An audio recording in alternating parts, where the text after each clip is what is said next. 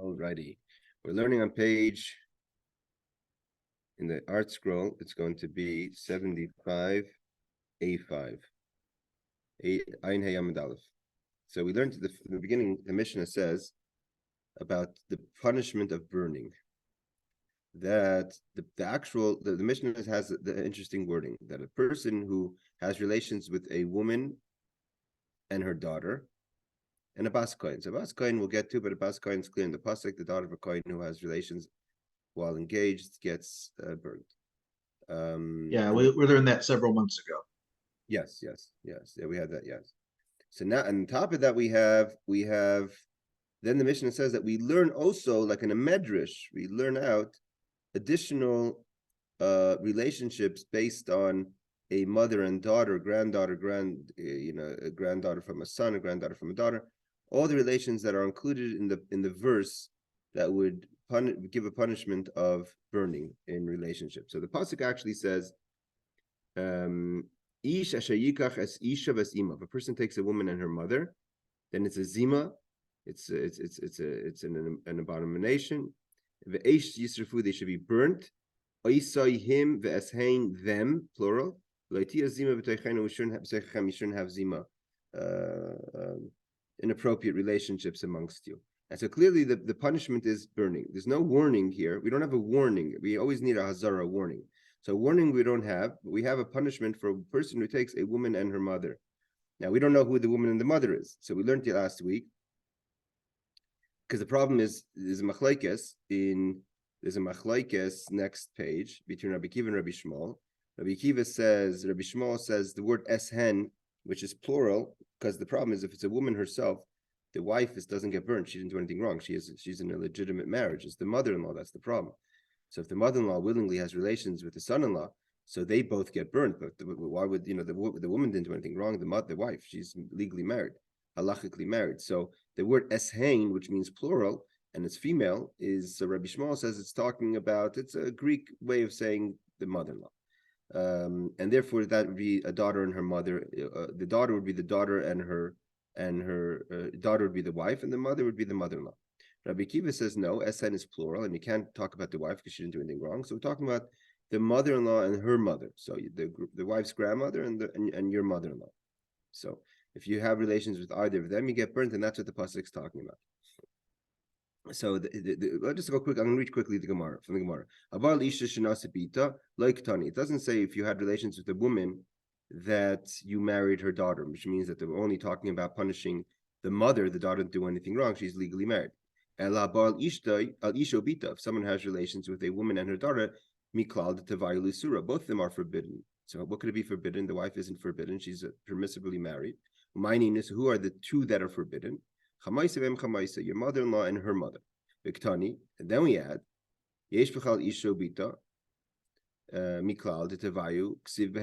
and then it says that we continue and we say that part of Isha Ubita is a whole kind of extended daughter and daughter-in-laws and the daughter and granddaughters and all that, which means to say that in the pasuk itself that says a woman and her mother is also, it says clearly the mother-in-law and the mother. So that means that the pasuk itself is referring to that. So that's what he says. The fact that the Mishnah divides them into two groups, the groups of the mother and the daughter, and then everyone else, which is included in that close levels of incest. So the rest of them is midrash. We learned from a medrash. Just doing it fast because we did it last week. Asya. So it says, hey, Bruce, we're holding a page in the R scroll 75A, end of A4. What we're learning about is basically it's a technical Gemara. The Gemara is talking about the laws of burning. Laws of burning there are very few scenarios of punishment by burning. The classic case of a punishment by burning is a daughter of a kohen. A daughter of a kohen who has relations outside of her engagement or marriage is punishable by the death of burning. On top of that, we have a verse that says a person who takes a woman and her mother are also punished by burning. The question is, what does a woman and her mother mean? If someone read the pasuk, simply would mean to say if you marry a woman, right, and you have relations with her mother. But the problem is that the wording of the Mishnah that takes seemingly out of the pasuk says that it seems like both women get punished. and you can't punish the married woman. She didn't do anything wrong. She was married legally, so why would she get punished? She didn't do anything wrong. So we could only be talking about seemingly the mother-in-law. So now we're trying to figure out what is the scenario. So we say, I'm going to say it again. So it says we're talking about a mother and her mother-in-law. A mother-in-law and her mother means if you have relations with your wife's mother and her mother, meaning your wife's grandmother. So both of them get burnt, the mother and the grandmother, if you have relations with either of them, and the person who does it, obviously only in the case of willingly and warning and everything. So, and anything else, daughters, granddaughters, which also get punished by burning, it doesn't say it clear in the verse. It's just that we're going to see soon how we learn from the verses how to include other cases of direct relationships between a wife and her daughter or her mother that's punishable by burning. It means you have other forbidden relationships that are not directly a daughter or a daughter-in-law. You could have a daughter or a granddaughter. You have other things that are a sister, for instance, is not punishable by burning. So here we say, so the question is, who is our Mishnah going according to? Because our Mishnah basically is saying it's talking about a mother and mother-in-law, and that's what the verse means. It means we have a verse. The verse says that if a person takes a woman and her mother, that the verse itself is talking about not your wife, but your mother-in-law and her mother. I mean, you have to think about it. The Torah to talk about such a thing, to say such a thing is not the simple translation. The simple translation, if one reads the pasuk, is the person has a relationship with his wife and her mother. That's logical. That makes sense.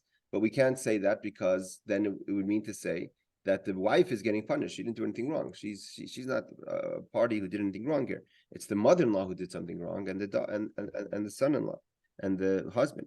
So therefore, we can't say that she gets in the verse itself. The question is who gets punished. So we have machlekes next page between Rabbi Akiva and Rabbi Shmuel to say that we have to learn that it's talking about two people, two women, and therefore we can't say it's the wife. Everyone agrees we can't punish the wife. So who's our Mishnah, which seems to say also it's talking about two women that get punished, and it's a woman and her daughter. So and they're both biblical. Is Abaya. So it says this goes according to Bayu, says later on the page 86 that mashmois darshan ikabenayu, that the difference between Rabbi Shmuel and Rabbi Akiva is in how do you learn the word eshain, them. That according to Rabbi Akiva, eshain means the mother and the mother-in-law, the mother-in-law and her mother, means the mother-in-law and the grandmother of the wife. And according to Rabbi Shmuel, it just means the woman herself, meaning the mother-in-law herself. And the pasuk is only referring to the mother-in-law, because that simple explanation of the pasuk. So Masnisim and Rabbi Kiva. So our Mishnah would be Rabbi Kiva. We all did this last week, which proves that's why I'm going a little fast. Ela Rava, but according to Rava, the Amr Chamasai La'achar Misa Ikabenayu, that the difference between Rabbi Shmuel and Rabbi Kiva is not to see when is in another scenario of what happens if you marry a woman and you're married, everything's okay, and she passes away, and then you sleep with the mother-in-law. So then the question is, according to Rabbi Shmuel, so he says, according to Rabbi Shmuel, that would be also forbidden. You get punished by burnt. And according to Rabbi Kiva, it's not punishable by burnt. It's only as long as she's alive. So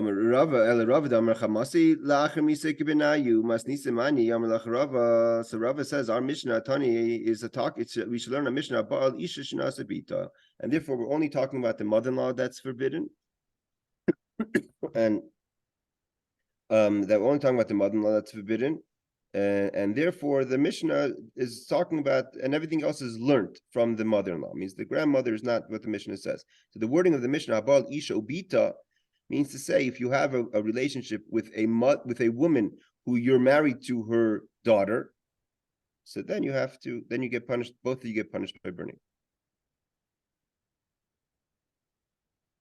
Okay, so that's the machlokes between Rav and Abai. That's what we finished off. No, we went a little further. Then the Gemara is like this. It says, so it's just another technical question on the Mishnah that we add in the Mishnah, also a mother-in-law And hold on a second. I think someone's trying to get into the class. Wait a second. No. Okay. This is talking about, so the mission itself includes the mother-in-law and the grandmother of the mother of the mother-in-law. So why would the mission repeat it twice? It's a technical question. So labaya ID to kabay lemisna aim chamav, because we have to add also the mother of your father-in-law. Let's say you have relations with your father-in-law's mother. Taninami chamasa ve'em chamasa, we add the mother-in-law and her mother, meaning the grandmother from the mother's side. The Rava I did the kabbalah misna aim chamav ve'em chamasai taninami chamasai, and according to Rava, both cases need to be added. Also, the mother of the mother-in-law. So both. So therefore, we add the mother-in-law as well. Okay. So this is technical Gemara. Basically, what is the pasuk talking about, and what is the Mishnah talking about? So the conclusion is that the Mishnah is, according to Abaya, the Mishnah is referring to the way the pasuk is referring to, that the biblical direct biblical reference of punishment by burning in a relationship of such a kind is referring to a mother-in-law and her mother. And our Mishnah is also referring to that. And the reason why we repeat it again at the end of the Mishnah is just because we're talking about the mother of the father-in-law. And according to Rava, the Mishnah is only talking about the mother-in-law. And we repeat the mother-in-law because we have to mention the mother-in-law's mother and the father-in-law's mother. Okay. These are would this also include a mother-in-law and your wife's sister? For sure, but it's not. But it wouldn't be the burning. Right. The burning is only for the mother-in-law. Basically, it's what we're going to learn is there's two relationships. One relationship is, it's complicated. For instance, what's the halacha if you have an out of wed child? Mm-hmm. You have a child from a relationship or from rape. It says anusa opitui, means you either way. Basically means we're talking about an out of wed child. Are you later allowed to have relationships with the mother of the woman you had related? Let's say you have a relationship with a woman, not marriage. You have a child. Are you allowed to have a relationship then with the mother as well? It's not so there. That's brought down. So these are all direct. We're only talking about burning is only talking about direct, either a mother-in-law from the wife's mother or mother's mother or father's mother, or your daughters or granddaughters, or through your daughters and your sons. But only that, the burning is only included in those. Any other relationship is the other punishments, whether it's chenek or whatever, what have you. But it's not, the punishment by burning is only, I don't know what's the English word for it, but direct. No, I understand. It was just a question, because if there's two different death penalties, sometimes there's a machloket. We learned already, if there's two different death penalties, we go with the more extreme one. Right. So in the case of, if it's your mother-in-law and her other daughter, but not your wife, then it's still here. It still falls under this. Yeah. Especially because you have a wife.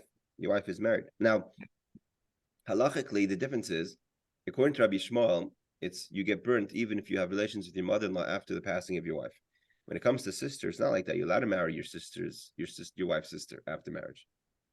I mean, after death. If your wife passes away, someone's wife passes away, that happens all the time when you marry the sister, and you're allowed to marry the sister. I know clearly. I mean, it's a normal case, but there's I know in the war a lot of that happened where people were married and the wife died, killed by the Nazis, and then I have a cousin like that.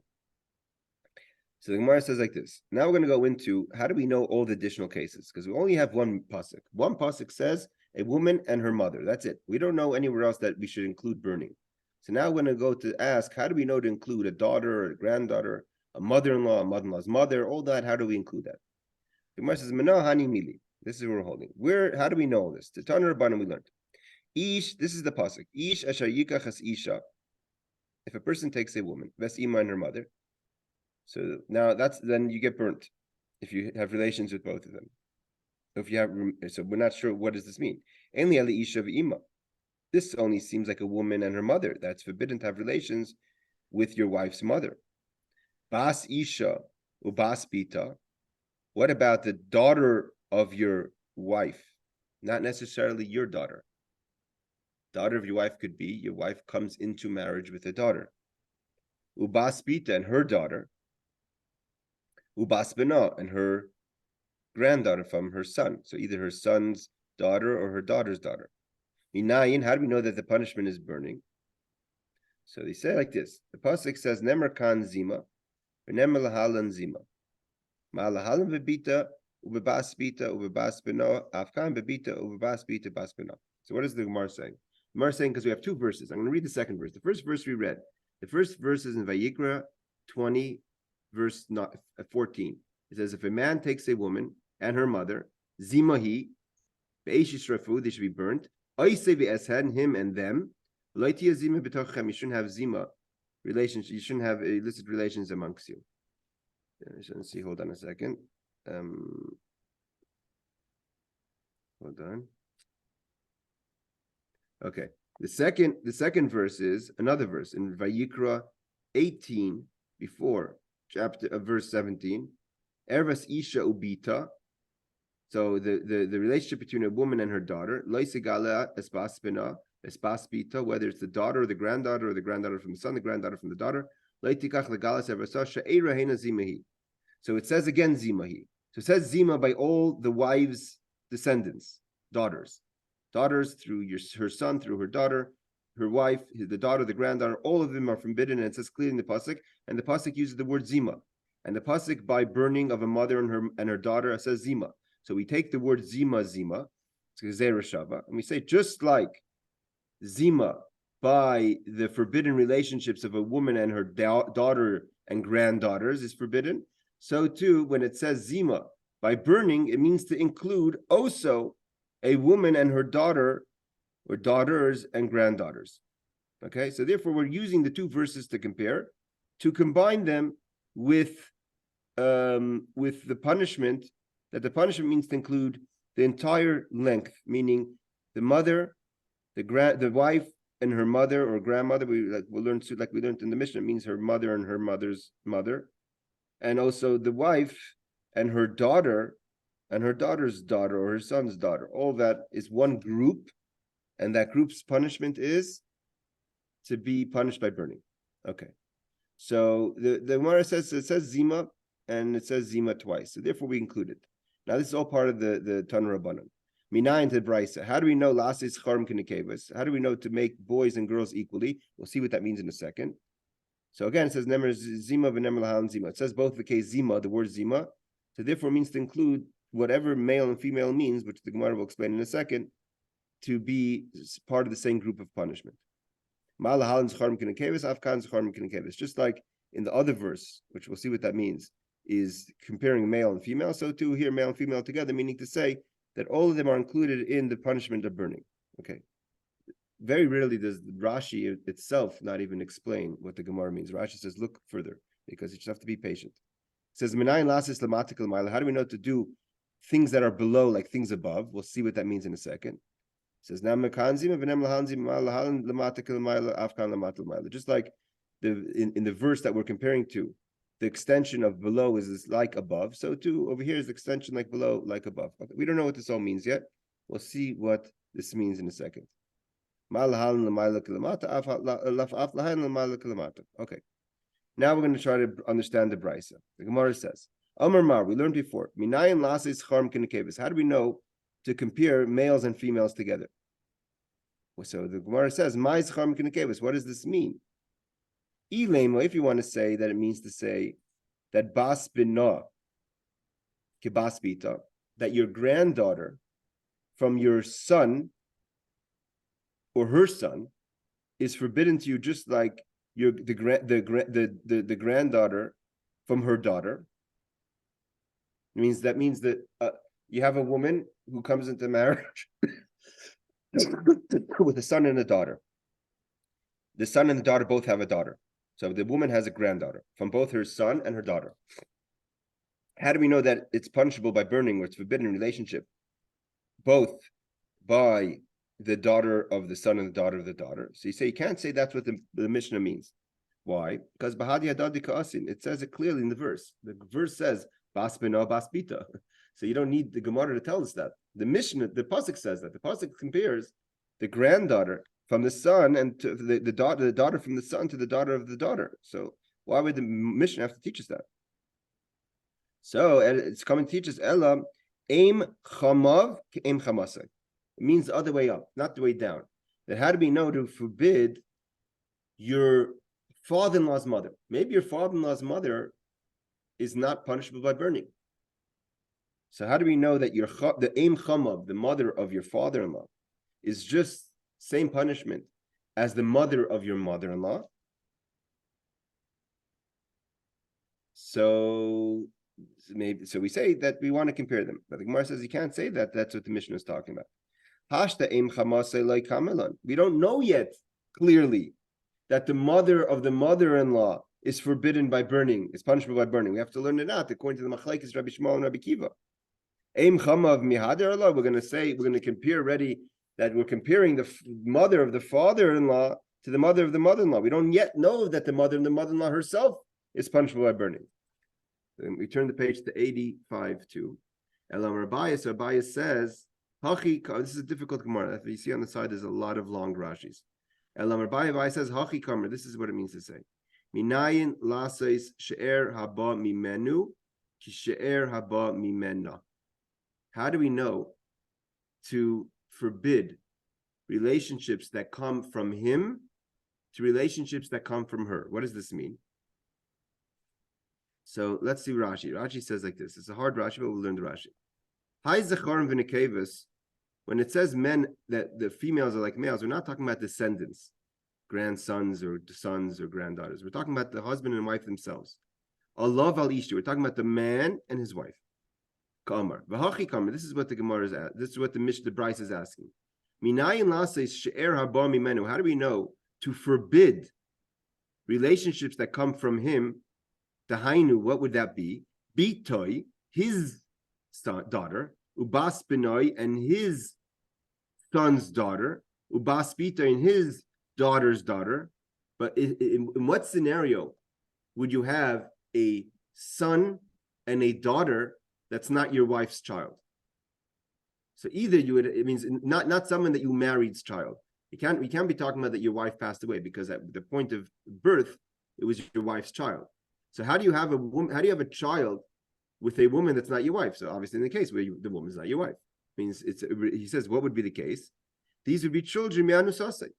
You've raped a woman, and when you raped that woman, she became pregnant, had a daughter or a son.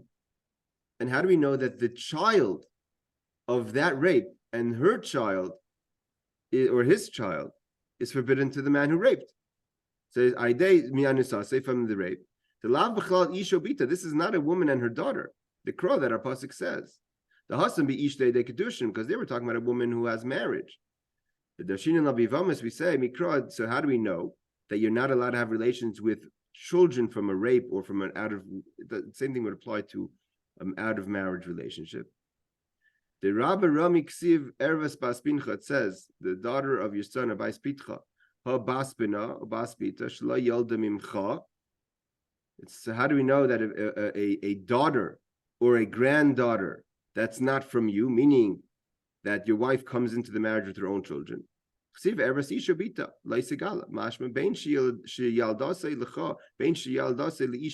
the children are your children or someone else's children, meaning the woman had marriage before and she had children. Like Kasha, kan ba'anusin, kan b'nisuyin. So what do we see here? That the difference is that when the Gemara asked the question before and says, how do we know that to make it forbidden your children and other children, is talking about your children through marriage. But the question over here is, how do we know that your children through rape is forbidden?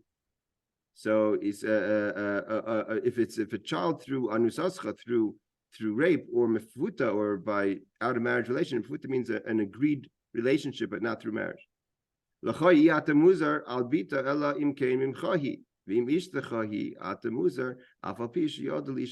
we see basically what Abai says is that the question is, how do we know to forbid children from rape? By the way, you think it sounds crazy, but when the Torah tells us the descendants of Esau the Torah actually clearly, Rashi says that Esav's children's wives were, some of them were his own children through rape. I think Esav's son had a concubine, which was his daughter, through rape. So you see that the Torah says it's forbidden, but the children of Esav didn't keep to that. So he says that, so therefore both of them are forbidden. That's what the Gemara wants. That's what the Mishnah wants to know. How do we know that children through out of marriage relationship are also forbidden and punishable by rape, by burning, not just by killing?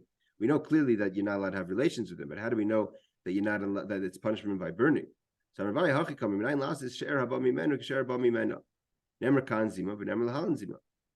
the Gemara says, but there's a problem. The pasuk doesn't say, when it says Ervas Bas Bincha Bas Bitcha, the pasuk that says you shouldn't have relationship with the relations of your son or daughter through rape or out of marriage relationship, doesn't say the word Zima. So how do we know that the punishment is burning? So Amar Rava says, Amalei Rav Yitzchak bar Avdumi, Rav Yitzchak ben son of Avdumi said that we do a double Gzera Shava. By the pasuk that says you're not allowed to have relations with children out of wedlock, it says Ervas Bas Bincha Bas Bitcha Loisegala Ervasan Ki Ervascha Heina. It says the word Heina. It says Asya Heina Heina, and it says Osa Heina by Ervas Isho Bita Loisegala Bas Binavas Bas Bita Loisegala Ervasan She'era Heina. So by cases where it's forbidden to have relationships with your daughter, your wife's daughters or granddaughters, it says the word Heina. In the verse that says you're not allowed to have relations with children's daughters or granddaughters out of wedlock, also says the word Heina. So therefore we group them together. And then we take the verse that teaches us about the wife's daughters and granddaughters that we compare to the wife and her mother that says Zima, and we tie it all together and we make it into one bundle that the punishment is all burning. So basically, this is a very complicated Gemara, because the Gemara basically is doing something that's a little rare. The Gemara goes and says, basically, we're going to group together we're going to make like a subgroup, and then the subgroup is going to be made up of a bigger group, and we put them all together, we're going to compare them and make them one punishment. And that's the punishment of burning. We're almost finished there. We're going to go only a little further. It says, so Amar Rav says, Amar Rabbi Yitzchak, Ase Heina, Ase Zima Zima. We learn Heina Heina to compare children from out of wedlock to children that are born to your wife, either through wedlock or her children that she brings into the marriage or grandchildren. And it says Zima by her children, and it says Zima by a woman and her mother, which is the punishment of burning. And therefore we put it all together. Actually, guys, I'm going to stop here because it's Rosh Chodesh, and that's a short class. It's a hard Gemara. It's hard to follow with. We're going to have to get through. We have a little further to go in this difficult Gemara of the Brisa. We have the next case. We have Rav Ashi, and after that we start to get into a little easier Gemara. This is a very technical Gemara, but the conclusion, basically, just to finish off the conclusion of this week's class, is that Zima is the word that we have by burning, and it's not out of range to do a double Gzera Shava, to group together all children, meaning all descendants, whether it's yours or your wife's, put them into one group. We use that from one word, Heina. And then once we have them as a single group, then because the wives' children, daughters or granddaughters, are learned from the word Zima to your wife and her mother or grandmother, so therefore we could all group the entire concept of direct descendants. The point of the Gemara is basically that the pasuk is telling us that there's a lot of forbidden relationships that you get punished by death. But when you have relations literally with your wife or her mother or her grandmother or her father's mother, meaning someone who's literally her grandmother or her mother, or you have relations with your wife and her daughter or granddaughter, that's punishable by burning. It puts it all in one group. That's a forbidden group that's punishable by the severe punishment of burning. The other cases are not included. And now the next case is we're going to go to see how do we expand that even further within that group range. But we never go out of the group range. We're never going to add, like Ariel says, a sister or any other kind of relationship or an aunt or something like that. But we're going to include other cases, other generations of direct descendants going upwards or down of punishment by burning. And I have to remember, according to most opinions, burning is not the severest of punishments. Some opinions say skila, stoning, and we do have stoning by relationships, but by relationships, if the woman is engaged, then she's home. But otherwise, most forbidden relationships, if I'm not mistaken, are chenek, choking, which is less severe than burning. So the severity of burning is only with direct daughter, granddaughter, and all that. All right. We'll continue next week. Hopefully we'll get through this See you unscarred. next week, Rabbi. Happy Hanukkah, everyone. Take care. Thank you, Rabbi.